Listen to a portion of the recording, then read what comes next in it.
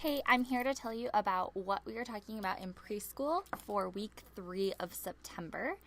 And we are talking about how God keeps his promises. And so we're talking about the story of Abraham and Sarah. And so for your craft today, I'm going to show you, I'll show you the activity first because it kind of will make more sense if I do it this way. So your activity at your small group, and there's plenty for each small group to do it if you do it individually at your table, or some rooms like to do it a full group. That's totally fine. So for each table or small group, you will have 3 stick stories.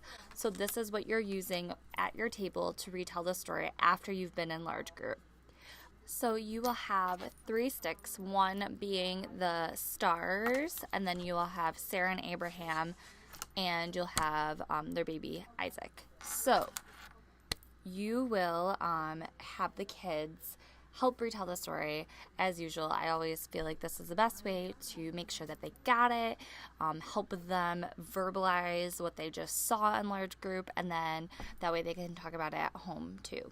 So have each stick up. Maybe you can have one of the kids in your group hold a stick and ask them about what's in the picture. The stars, that's right. What do you remember from the story? And so at the bottom it has some prompting words for you. It says, God promised Abraham his family would be more than the stars. So use this to start off your story. You might even ask them, mix them up and say, which one comes first from our story, and see what they say. So the stars come first, and then talk about how next Abraham and Sarah waited, and talk about maybe some details from the story as to how they thought they were too old and that Sarah was too old to have a baby, but is that too big for God? No. And so God made a promise, and they did have a baby. So go through the story with them and let that be a fun conversation, and let maybe them retell it to you. Maybe give them the sticks themselves after you've told it once, so that they can be the storyteller. After, or actually before you do your activity, you'll most likely do your craft. So now I'll show you what we're doing for our craft. We are making bracelets, and on the bracelet it has our verse, trust in the Lord with all your heart, Proverbs 3:5.